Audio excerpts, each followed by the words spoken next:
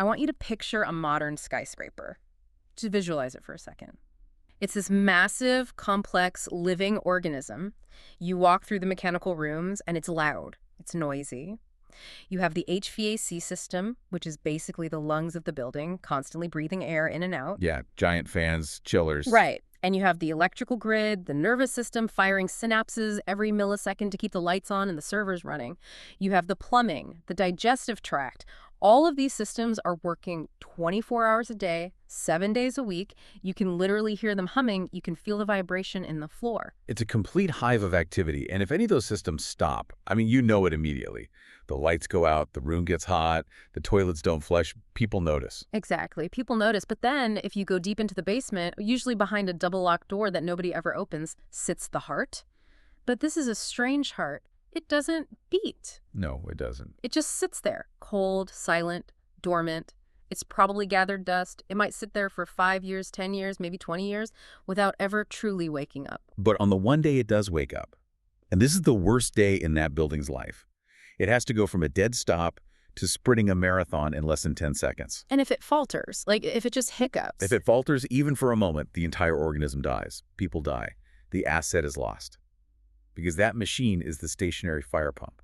And unlike the HVAC or the lights, which, they're designed for efficiency or comfort, this machine is designed for one single thing: survival. Survival. That is the stationary fire pump.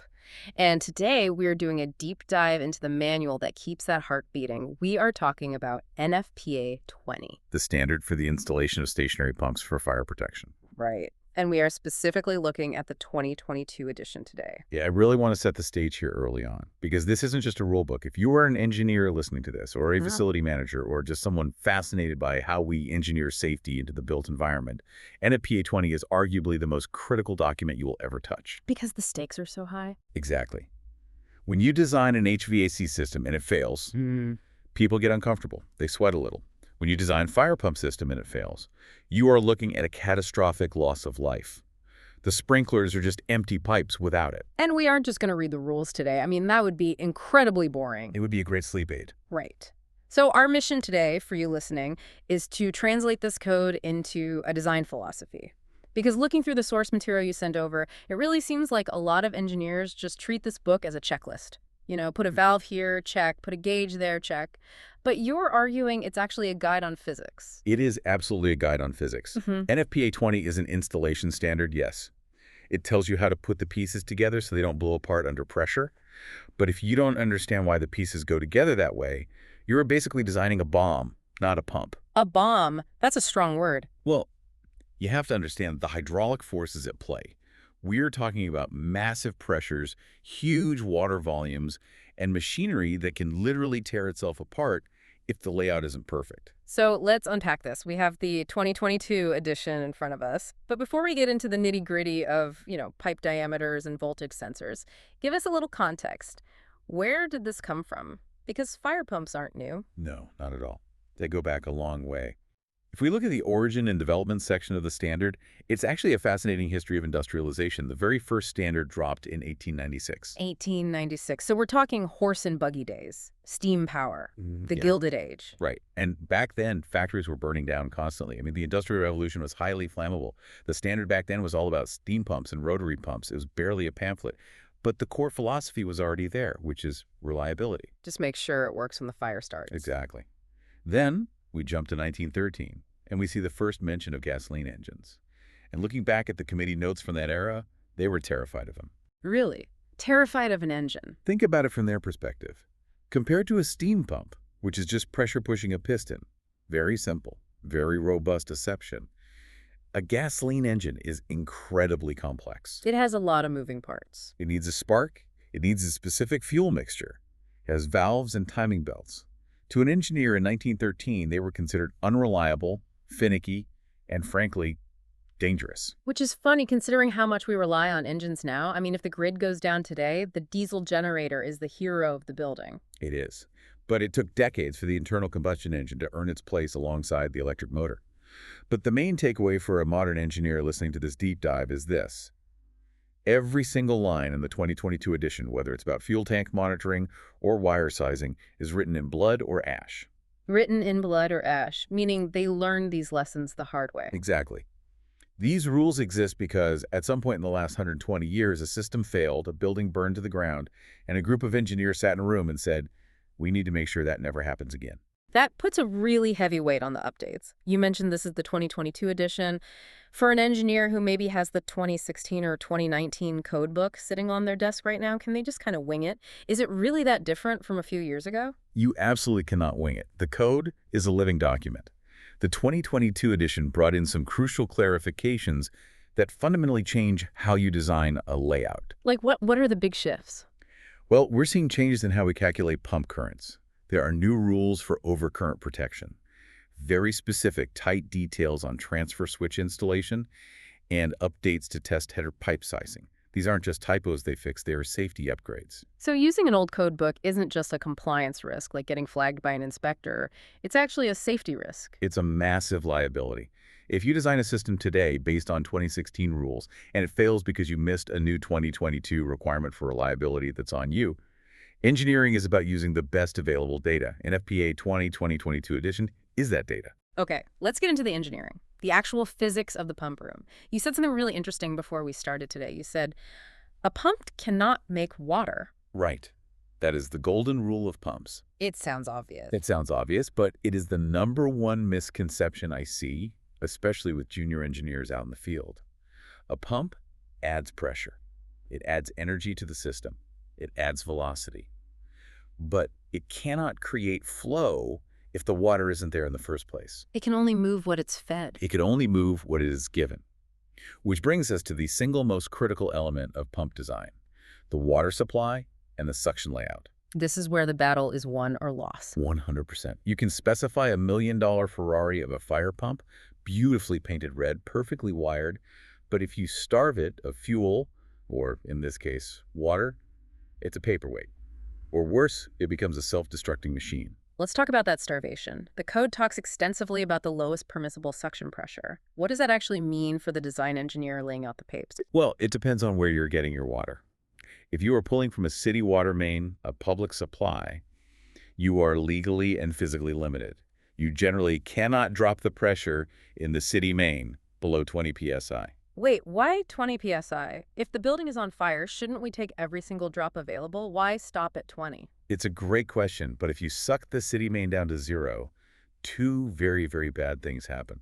First, physically, you might collapse the pipe out in the street. Just cave it in. Yeah. Old cast iron mains under the street aren't designed for a vacuum. If a massive fire pump pulls too hard, you could cave in the city infrastructure. That would be a bad day. A very bad day.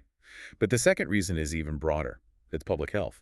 If you drop the pressure to 0 or create a vacuum in the city main, you cause backflow. Oh, meaning water flows the wrong way into the clean supply. Exactly. You start sucking groundwater, dirt, and raw sewage through tiny cracks in the pipe into the public drinking water supply for the whole neighborhood. So the AHJ, the authority having jurisdiction, will look at your design and say you can have 1,000 gallons a minute for your fire, but only if you don't drop our city pressure below 20 psi. Okay, so that's the public main. There are strict limits.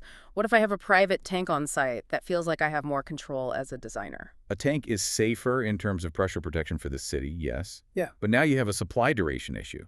Section 4.6.4 requires a reliable automatic refill mechanism. You can't just fill the tank once, lock the door, and hope for the best. Because the tank isn't infinite, and these pumps move a lot of water. A staggering amount. A fire pump moves a tremendous volume of water.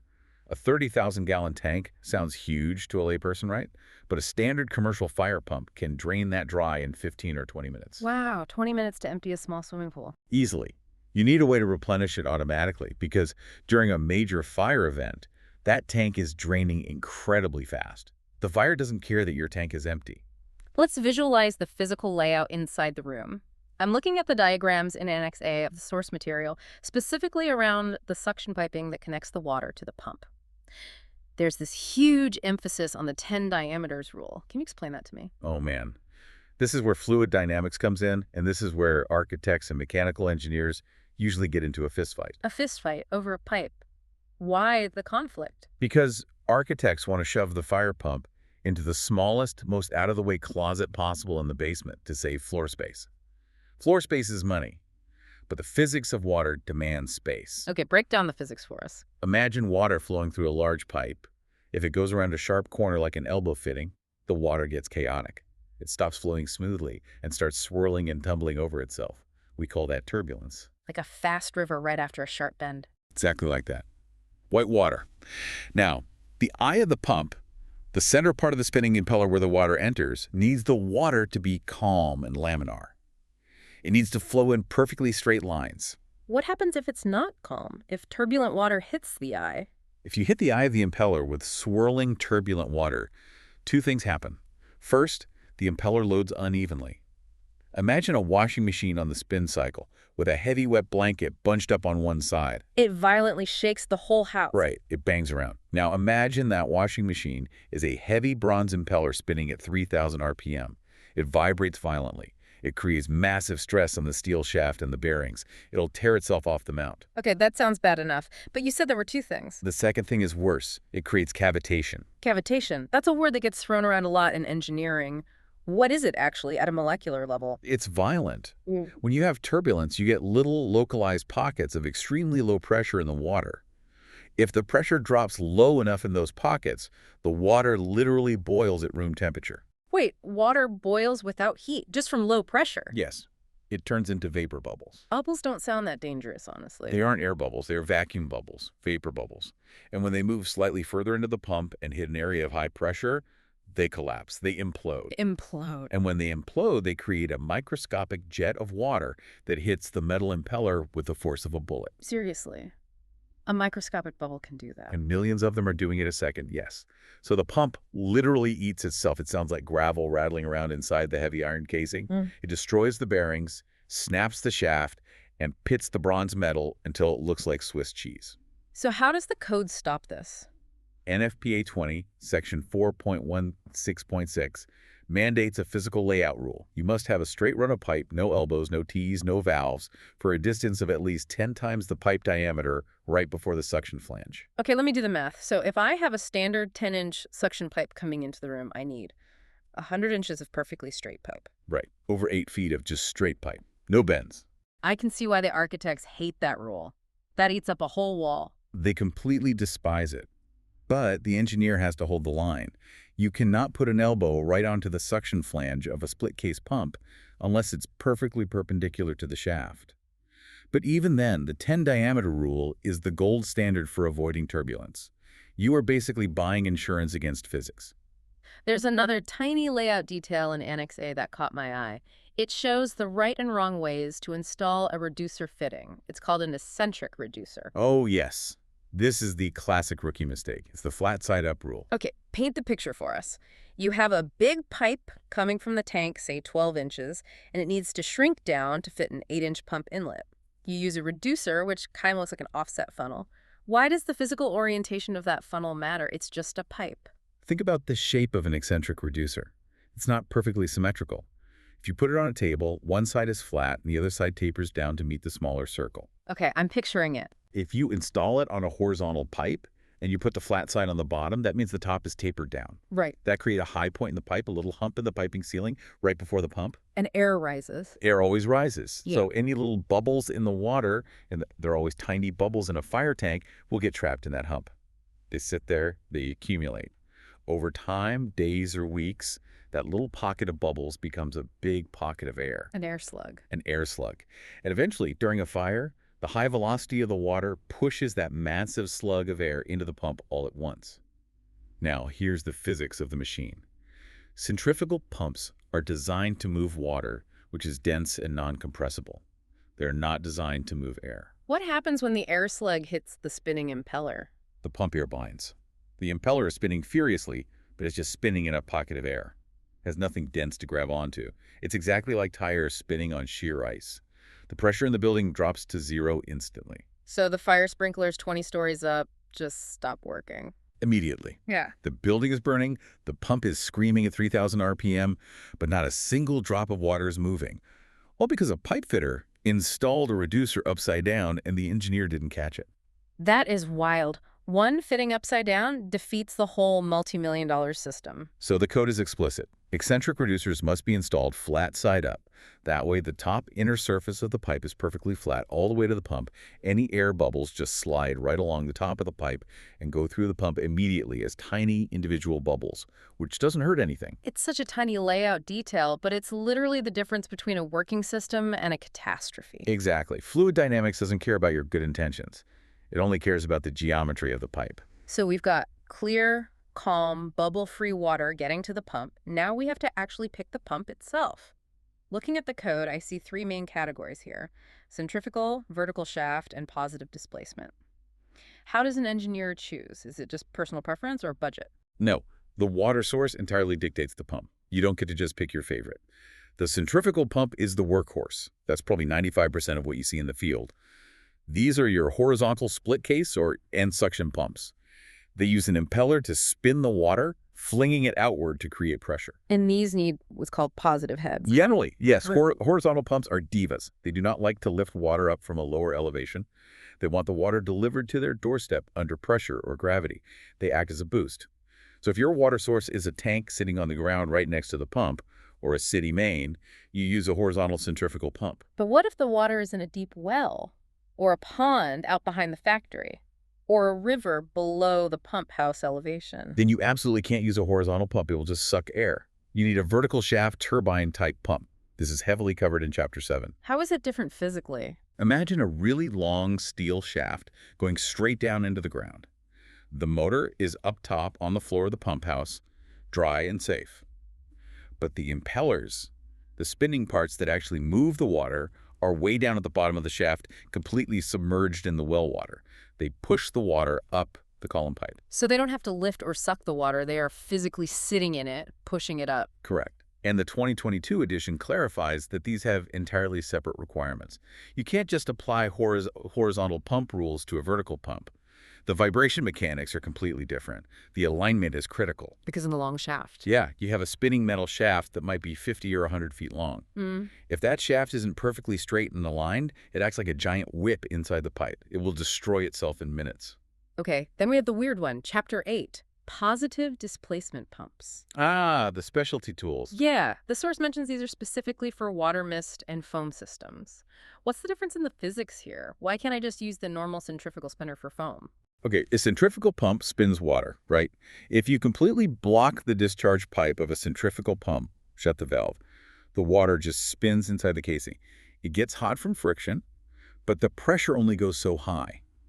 It hits its churn pressure and stays there. It's relatively safe for a short period. Okay, it maxes out. Right. A positive displacement pump is entirely different. It uses gears or plungers to physically trap a specific chunk of water and force it forward. Think of a medical syringe. If you push the plunger on a syringe, the fluid has to go somewhere. It mechanically forces it. It forces it. It does not care what the pressure is downstream. It's going to push that volume of water. If you block the discharge on a positive displacement pump, it will keep building pressure until something breaks. Wait, breaks, like explodes. Literally explodes. The pipe bursts, the heavy steel flange bolts shear right off, or the drive shaft snaps in half. That's why the relief valve requirements in Chapter 8 for these are totally different and massive. But we have to use them for mist and foam because those specialized systems need very high pressures or very specific mixing ratios for the foam concentrate that regular centrifugal pumps just can't handle efficiently. Got it. Okay, so we have our water supply, we have our carefully selected pump, now we need the muscle to turn it, the driver. We have two main contenders here, the electric motor and the diesel engine. The clean choice and the beast. Let's start with electric, covered in Chapter 10. It seems like the default preference for most indoor buildings. It is. It's clean. It's relatively simple. Very little maintenance compared to diesel. You flip a switch, a contactor closes it, it spins. But it has one massive Achilles heel. The grid. If the building is on fire, there's a very good chance the power might go out, or the fire department will intentionally cut the power. So you need backup power. Right, an emergency generator, or a very reliable, completely independent grid connection. But let's talk about the physical layout for the electric controller, because this is a huge point in the code. The controller, the big red metal box that acts as the brain to start the motor, must be located within sight of the motor. So you can't put it in a clean, quiet control room down the hall? No. Think about the safety aspect.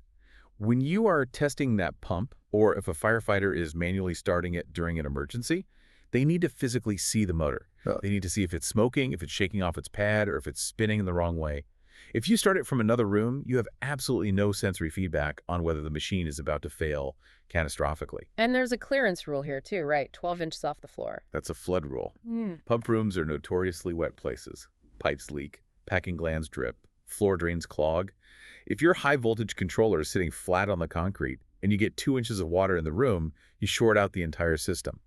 The code demands it be elevated on a pad or legs. Safety for the machine and safety for the human standing next to it. I saw a major note about arc flash mitigation in section 10.1.4. Yes, this is a huge 2022 emphasis. Yeah. These controllers handle huge currents. A 200 horsepower motor running on 480 volts when that motor kicks on, the inrush current is massive. It's like thousands of amps. Yes. If something goes wrong in that cabinet, a loose wire, a dead short, the electrical explosion, the arc flash, can throw molten copper across the room and kill the operator instantly. It's literally a bomb in a box. Essentially. So the new code requires the design to minimize that risk, often by isolating the high-voltage breaker in a completely separate shielded compartment so a technician doesn't have to open the main door to disconnect power. It's all about keeping the human operator alive. Okay, now let's talk about the beast. Chapter 11, the diesel engine. The diesel is the ultimate reliability solution because it brings its own power source to the fight. It doesn't care if the city grid is down. It doesn't care if there's a blackout. As long as it has clean fuel and air, it runs. But it comes with a lot of baggage for the design engineer. Massive baggage. It's an industrial combustion engine sitting inside a building. You need huge louvers for combustion air intake. You need specialized high-temperature exhaust piping going outside. And you need fuel. Fuel storage seems tricky. How much do you need? The basic rule of thumb is usually 1 gallon per horsepower, but you really have to calculate it based on the specific engine's burn rate plus a safety margin to guarantee it runs for the full required duration, which might be hours. But the 2022 edition gets very specific about monitoring that fuel. Table C 9.2.1.3 heavily references electronic fuel tank levels. You can't just tap the tank and guess. You need to know remotely if you have a slow leak. And then there's the weekly run. Oh, this is the bane of every facility manager's existence. But it's non-negotiable. Section 11.6.1, a diesel engine must be started once a week and run for at least 30 minutes. Why 30 full minutes? Why not just start it for 5 minutes to see if it turns over, like starting a car in winter? Temperature. A massive diesel engine needs to get hot. If you just run it for 5 minutes under no load, the block stays cold. You get something called wet stacking. Wet stacking. That sounds gross. It is. It's unburned fuel and thick carbon buildup in the exhaust system. It's basically like cholesterol for the engine. It clogs the system. Right. You need to run it long enough and hot enough to reach normal operating temperature and literally burn off that gunk. But wait, if I'm running a 2,000-gallon-a-minute pump for 30 minutes, where's the water going? I can't dump 60,000 gallons of water into the street every single Tuesday morning. Great question. This is a massive design implication. You can't flow water through the test header every week. So you usually just churn the water, meaning you run the pump with the discharge valve completely closed. The water just recirculates inside the pump casing. But wait, if you churn water in a tight space for 30 minutes with a 300 horsepower engine driving it, the friction heats the water up fast. Like a high-speed blender making hot soup. Exactly. You can literally boil the water inside the pump casing if it just sits there. So you need a cooling loop? You need a circulation relief valve. It's a small valve that constantly dumps a little bit of hot water to the floor drain just to keep cool, fresh water pulling in from the suction side. And on top of that, for the engine itself, you need a heat exchanger loop. The engine needs cooling water from the fire system to keep the engine block from melting. You, as the engineer, have to design a place for all that cooling water to go. You can't just let it dump on the floor. It's a completely complex ecosystem. It's not just, plop an engine in a room and walk away. No, it's managing heat, vibration, toxic exhaust, and highly flammable fuel. It's a mini power plant inside a closet. Let's move to the accessories around the pump, the piping and valves. You mentioned the relief valve just now. I always assumed every pump needs a big relief valve. Actually, not necessarily. Electric pumps only need them if the pressure when the pump is spinning, but no water is flowing, exceeds the pressure reading of the system components downstream. Like if the pump at zero flow hits 200 psi, but your sprinkler fittings are only rated for 175 psi, then you need one. But diesel engines, they almost always need them. Why the difference between electric and diesel? Because a diesel engine can run away. Run away? Yeah, if the mechanical governor fails, the engine can rev up way past its rated speed. Like flooring the gas pedal. Higher speed equals exponentially higher pressure. An electric motor generally spins at one fixed speed, locked to the grid frequency, and that's it. It can't overspeed. Ah, okay. So the relief valve is the absolute safety net for the diesel engine going rogue and overpressurizing the building. But where do you pipe that massive discharge? This is another classic layout trap. You cannot just pipe the relief valve directly back to the suction pipe. Why not? That seems incredibly efficient. Just loop it back. Heat. Again, if you create a short loop, discharge to suction, the water goes round and round, picking up heat from friction every single pass. Within minutes, you have high-pressure steam. And as we discussed, pumps can't pump steam.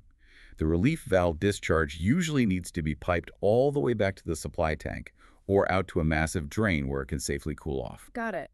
Now, what about testing the flow? You need a playground for the pump, the test header. The test header, yes. It's basically a manifold with a bunch of hose valves, usually sticking out of the exterior wall of the building. It looks like a reverse fire hydrant. Right, and the 2022 code has updates on sizing this correctly. Clarifications on pipe sizing based on the number of fittings, right? Yes. The layout logic is simple, but the math gets tricky. You need to be able to safely flow the full maximum capacity of the pump out to a safe location like a parking lot to prove the engine and pump actually work under a heavy load. Before we leave the physical hardware, we really have to talk about the little guy in the room, the jockey pump. The pressure maintenance pump. I love the name jockey. It feels like it's riding the system, keeping it in check. It's the gatekeeper. Yeah. Its entire job is to maintain the static pressure in the building pipes so the big fire pump doesn't have to start. Fire pumps are designed to start automatically, but they generally must be stopped manually. Wait, really? If the pressure drops, the big pump starts, but if the pressure comes back up, it doesn't shut itself off. Correct. Imagine you have a tiny leak in a sprinkler pipe on the 10th floor. Just a drip. The pressure slowly drops. You do not want the 300 horsepower diesel engine kicking on, screaming at full volume, pumping massive pressure just for a drip.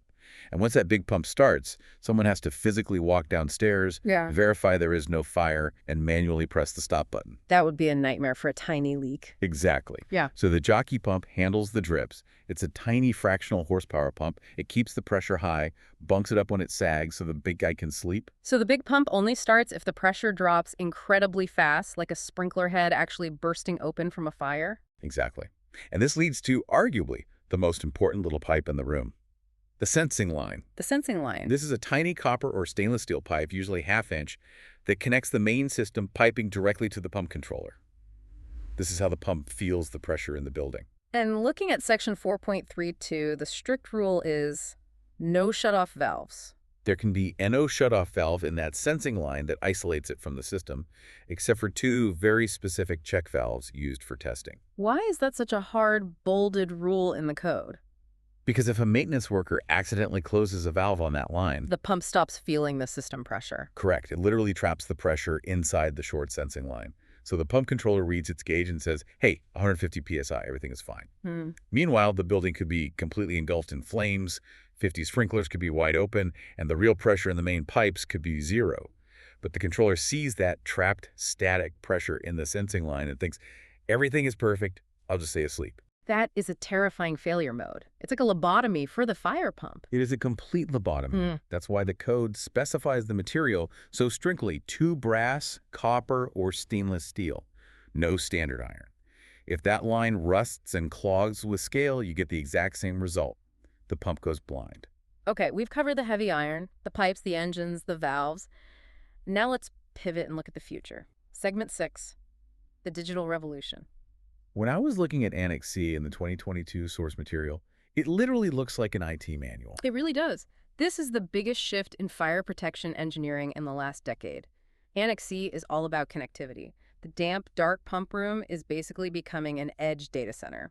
And with that, obviously, comes cybersecurity. I have to admit, I never thought I'd see cybersecurity rules in a manual about pumping water. But you have to have them. If your massive fire pump controller is connected to the internet, it is a glaring vulnerability to the building. The code explicitly discusses the two-way communication risk in section C.4. What's the golden rule there? Remote monitoring is highly encouraged. Remote control is strictly forbidden. So the facility manager can't just start the pump from an iPhone app? Absolutely not. And you really don't want to. Imagine a malicious hacker gaining control of a diesel fire pump in a high-rise. They could turn it off during an actual fire. Or, maybe worse for the property, they could turn it on when there is no fire, run it until it overheats and destroys itself, or overpressurize the building and systematically burst the pipes on every floor. So it's a read-only system. Ideally, yes. The code wants you to pull data out, but mathematically prevents you from pushing operational commands in. What kind of data are we pulling out? I see pages and pages of Modbus register addresses in table C, .9.10.9.7.0.1. Honestly, that sounds like gibberish to most mechanical engineers. It does, but think of Modbus as a universal translator, like Esperanto for industrial machines. Before this, every single pump manufacturer had their own proprietary software language. Now, the code standardizes it, so the building management system can actually read it. So what are the machines actually saying? Everything. Device IDs telling you if it's an electric or diesel controller. Alarms phase reversal on the power line, low oil pressure in the engine, high water temperature. But the real goldmine for an engineer is the dynamic data. Dynamic data like what? Real-time suction pressure, live discharge pressure, exact engine RPM, battery voltage down to the decimal. Why is that a gold mine? It just sounds like a fire hose of numbers. Predictive maintenance. This is the massive so what for modern engineers. In the old days, you found out the starting battery was dead when you walked down on Tuesday to try to start the pump, and it just clicked. Which is too late. Way too late. What if there was a fire on Monday? With live data connectivity, you can trend the battery voltage over 6 months. You can see the voltage recovery curve dipping slightly lower each week after the test run. You can mathematically predict the failure before it happens. So you order a new battery and replace it on a Tuesday afternoon, calm and collected. Exactly. Instead of panicking during a 5-alarm fire on a Saturday night. So the modern fire protection engineer isn't just designing a pipe system anymore. They're designing a data architecture. Precisely. You are designing the digital nervous system that monitors the mechanical heart. Incredible. Let's move to the final hurdle, segment 7, acceptance testing. You've designed it, the contractors built it, piped it, wired it, and connected it to the cloud.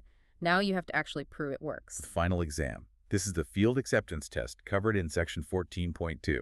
Who is actually in the room for this test? Everyone. It's a party. The installing contractor who built it, the engineer who designed it, the building owner, and the dreaded AHJ, usually the local fire marshal or the insurance underwriter's rep. And the goal is to match the curve. Right. When the pump was built at the factory, they put it on a test stand. They produced a certified shop test curve. That paper is the gold standard for that specific serial number. Your job in the field is to replicate that hydraulic curve with your physical piping layout. We test at 3 specific flow points, right? 3 points. First is churn zero flow. The pump is running, but the discharge valve is completely closed. Just to see max pressure. Right. Second is rated 100% of the pump's design flow. And third is peak, 150% of the rated flow. Wait, why 150%? Why push it that far beyond its rating? Because building fires are totally unpredictable. Maybe 3 sprinkler risers burst open instead of the design 2. You need to know the pump has reserve capacity. The code says at 150% flow, the pressure, or head, must be at least 65% of the rated head. The pressure curve can't just fall off a cliff when demand spikes. What are the common ways this field test fails? What have you actually seen go wrong on test day? The list is wondrously long. Debris is a huge one. A rock or a hard head gets into the underground suction line because someone didn't flush the piping properly before connecting it. It gets sucked up and stuck in the impeller. You see the pressure gauge bouncing wildly like crazy. I've seen 2x4s, soda cans, you name it. Then you have air leaks. Remember that eccentric reducer we talked about? The upside down one. Yeah, or just a poorly tightened flange. If you have a suction leak, you'll hear the pump sounding like it's crushing gravel. That's the cavitation. And then rotation. This is embarrassing but incredibly common. Electric motors can physically spin both ways depending on how you land the 3-phase wires. So if the electrician wires it backward, The pump spins backward. does it still pump water? Surprisingly, yes.